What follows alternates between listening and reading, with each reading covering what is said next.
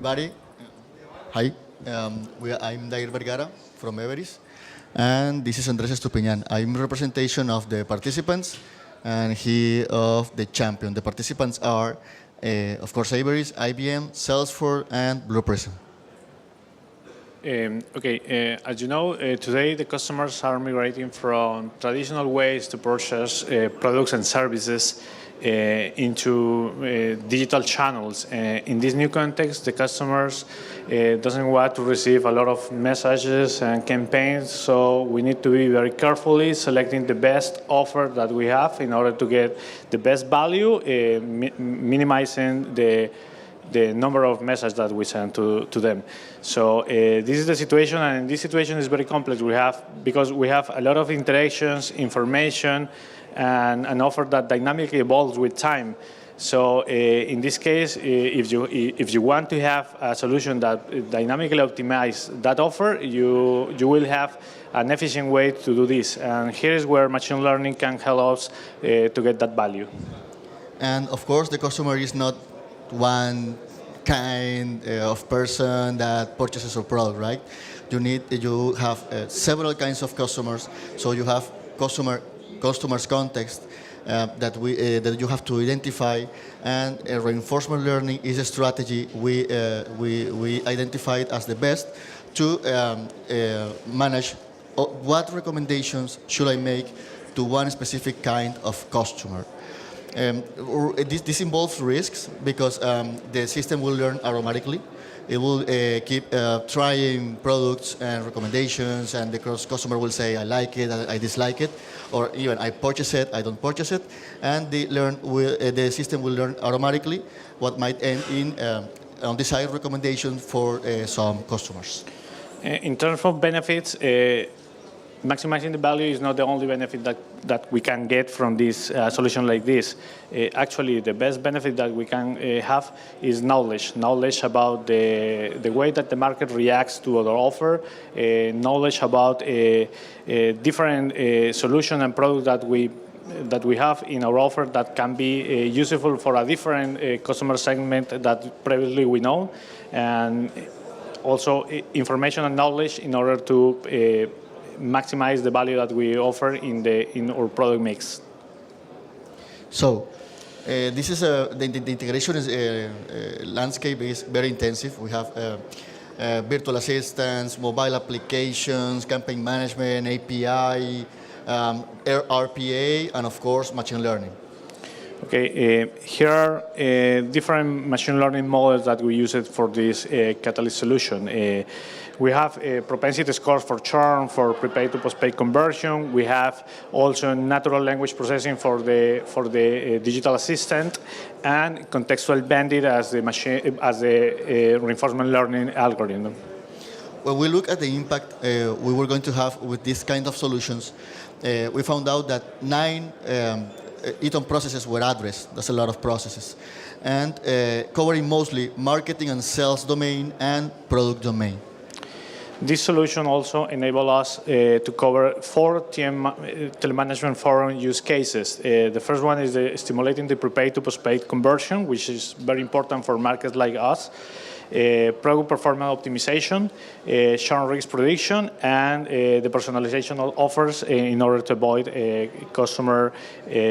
improve the customer retention. 3 TM forum assets were used. ETOM, of course. Curate effects was used in order to get our all the business landscape, how we were going to approach the customer, how we were going to, which participants or which stakeholders did we have, all the roles, all about that. And open APIs in order to be in the standard, and of course this is a lot of platforms that were integrated, so we needed to do it in a well-organized way. So, dipping a little down in specific tools we used, from Sales Cloud, we have customer and product catalogs. With Watson Machine Learning, we run all the machine learning done in a monthly or weekly basis, in which we have customer segments and customer propensity. With Marketing Cloud, what we have is a way to not approach the customer every time. We want to increase dramatically the customer acceptance of recommendations, but addressing the customer much more or less. Today we approach the customer, I don't know, 30, 40, 50 times a month. So handling the marketing campaign is important. With IBM API Connect, we want to make two main things. Right now, we will have an ecosystem, a well-integrated ecosystem, but in the future, we can enable monetization even. So we can make recommendations not only about a CSP product, but everybody's product, anybody's product.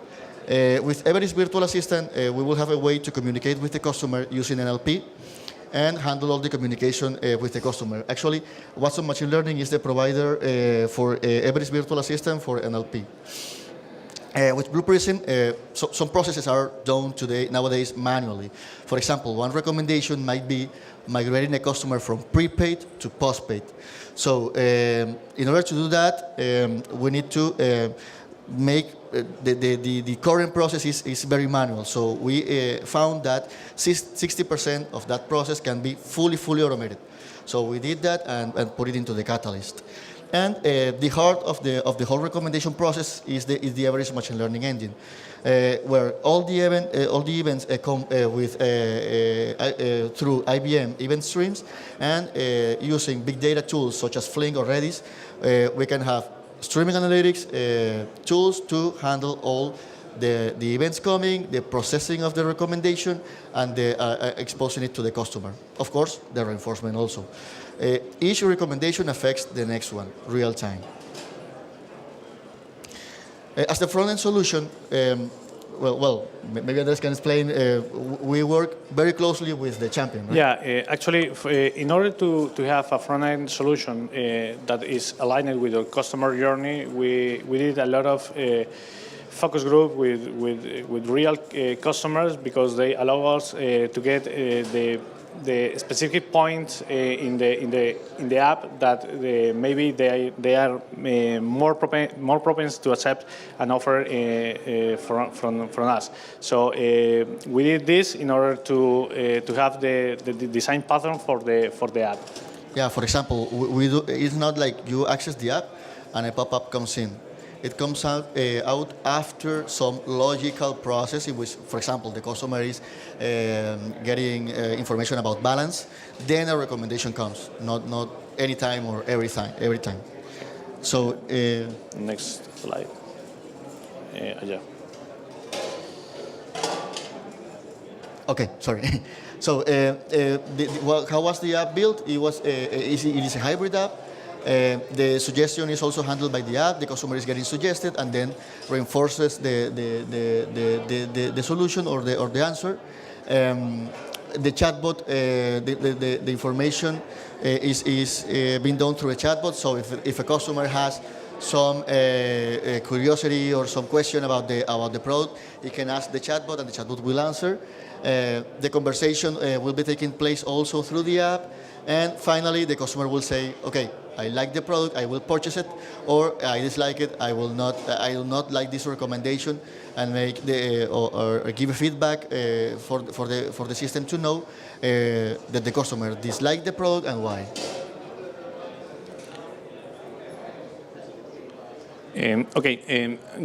This is a next best action and next best offer solution, and how this works. Basically, they receive three kinds of inputs. The first one is the context of the subscriber. The second one is a state input, which comes from machine learning and analytics that tries to capture the trend and the current state of the customer in terms of the propensity to churn, to conversion, etc. And a third one is the policy input, which is mainly the business roles that we have according to the product offer.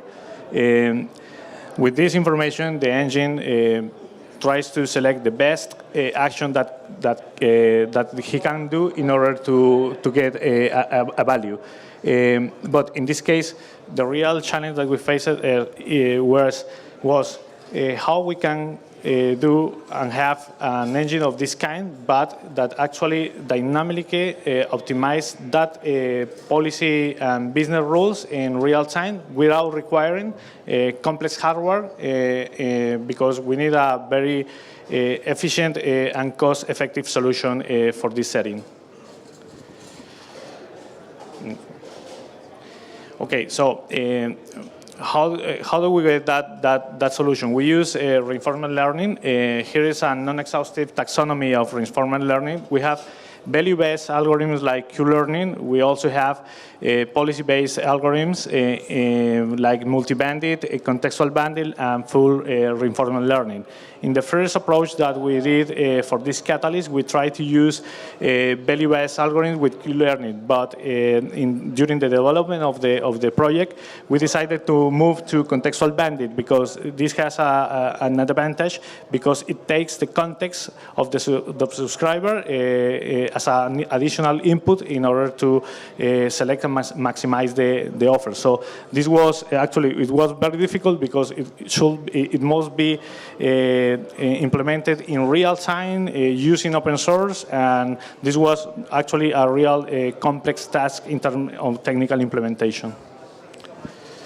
So how do we build a machine learning algorithm like this that talks with the business in a right way? So the first thing you do is you define customer context. So the champion already had some information, and we were handling for them also many sources of data that could allow us to have variables that in which we could break down all the possible customers. So the first thing you need to do is to define the customer groups. Then you need to define what variables are relevant for customer characterization. So you can make a proper integration of the data you actually need. Can be real-time data or batch data, but must be surely the right data you need in order to have those customer segments at the time you need them. The next thing you do is to define the reward. Once you have those groups, you define what is the value of those customers. That means what will the customer give you in a monthly basis if you do nothing. So it might be ARPU, it might be, I don't know, some recharges, anything you find consistent with your current strategy. To define expected value. What will the customer mean to me in terms of revenue or profitability if I make a recommendation? Per segment, per product, right? Then, an important thing to do is to normalize value. We are dealing here with a very broad of categories of products. So we are selling a prepaid package or a postpaid plan or a TV or an Xbox or anything. Almost anything the CSP has in its offer. So you need to normalize value. One approach is to put all data to monthly, for example, because we are dealing with the wallet of the customer, actually. It is not like we put the hand in and pull out money from any customer. Actually, you are dealing with how much can the customer spend, so you need to normalize that value. Then you develop the decoding, all the geek stuff that we like so much, that is define the reward table and Q table structure. That is only like representing in a technical way what you define in the reward design, right? Putting it into code. One important thing to do, I think it's the most important part and the part that you will tweak the most, is to define the exploitation strategy, because these algorithms are based on that. You have to explore products to know if the customer like it or dislike it, so you can thoroughly exploit that value. Of course, do the coding in the programming language of your preference and test it to check that the functional and technical considerations they match. And the last part is to deploy and maintain. This catalyst has an implementation in real time. So we use a streaming processing engine such as Flink. We have to make sure that it's configurable, right? We have talked about many variables, many parameters that you have to tweak in order to get the business in match with the technical issues. So it needs to be configurable so a management team, a product management team can tweak the learning. Yeah? And it is important to have the possibility to do manual exclusion. Sometimes I do not want to have some products offered to some segments. So there needs to be the possibility to put, I don't know, a parameter somewhere that tells you, do not sell this to this guy, right? And lastly, what we have here is how does the algorithm learn? In the top left chart, we see at the beginning, the algorithm via some strategy, some defined strategy, it can be anything, almost anything, round robin, random, or a biased methodology. You need to define how will the algorithm explore. It is important that every segment is able to get recommendations from every product, or not every, because as I said earlier, some products might be undesirable to be suggested. But you need to define how will it explore. After that, he will know via what the customer says, if he purchases or not, he will say, okay, let's do some mix here in which I explore and exploit. Some products might be more likely to be bought or purchased for a specific customer segment. So he's going to try and expose that product, and the customer will reinforce the system with that. And in the last part, we see mostly exploitation. At some moment, the algorithm will tell, okay, this is what the people like, these people like, or people like this like. So I need to expose that product to them. But actually, the system will never stop learning. Why? Because business changes, product changes. Actually, if you include a new product, thanks to what we implemented in the product catalog in Salesforce, he will automatically try to explore that product. Because what we do is when a product gets too recommended, the statistical consideration says that I will not try to keep recommending that specific product. I will try at least with the next one. So that way he will keep into consideration, for example, that I included 1, 2, 3, 4 products. He will try to explore those new products automatically. This is how the product behaves. Once a product is recommended, his internal value into the algorithm will rise. And each time a customer says, no, I don't like it, it will decrease each product. And will behave like this in the top, in which you see all the products competing one against each other. In the right part, what you see, I consider it very important, is a product manager can check how in time is behaving his product mix for each specific context. So you can see the yellowest cells in the grid represent the most valuable products for me in that category, in that customer context. That means that, for example, in here I have mostly prepaid products, postpaid, and then all the devices. For those products, I mind that some clients use more or are more likely to buy products from the technological part, devices and so on, TVs, console games, and all that, than actual products from a prepaid, postpaid, or anything. That means that my value will increase if I recommend that for that specific customer. So what you have here is your product landscape. You can see what products are more valuable for me and in which segment it represents that specific value. So that's what we have prepared for you guys. I don't know if there is any question.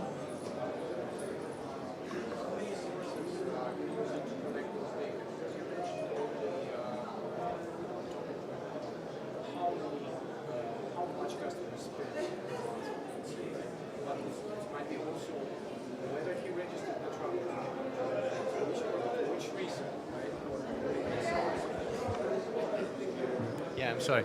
How many sources that algorithm, or let's say the solution, uses as a sources for kept the data? Because I heard that, or you also mentioned that how much customer spends, how valuable customer, like how much I spend per month, right? So, but obviously, for me as for consumer, it will also be the case when I'm, for example, have a problem with kind of technical problem, with a subscription, with any kind of problem, and I go to a self-service portal, let's say, and register trouble ticket. Is it also the source of data? This is, you should have the full picture of what's going on in order to recommend or not recommend that particular product or whatever service to the customer, right? Okay, as a definition of the catalyst, we were considering several data sources. Of course, the system is reinforced, right? So the same recommendation is the main data source. But for example, we were considering that one of these characteristics of all the context, for example, was the search trend of the customer. Or, for example, in here is actually in the customer context how many recharges he does per month. It is also a data source. And you can have here considerations such as geographical considerations, demographic considerations, even though they are included in this segmentation, right? But you can have the segmentation that is a result of all that, but in real time you can have specific data. You need to define your customer context. What is important is that you get a healthy customer size in order to the context to learn fast enough, but not so big that you learn nothing, right? So you can have, in this case, we have worked with data from DPI data, we have worked with network data, and of course all the billing information. Thank you very much. Thank you. Just to add information to you, for the offline algorithms, we also use information that is coming from the network performance system, from the interaction that the subscribers do with us, the purchases, the consumption, etc. And also we consider information from the trouble ticketing and data claims that are coming to our systems in order to determine the propensity of churn for the subscribers. Yeah, it was used more than 80 features for the subscribers. Yes. Any other question?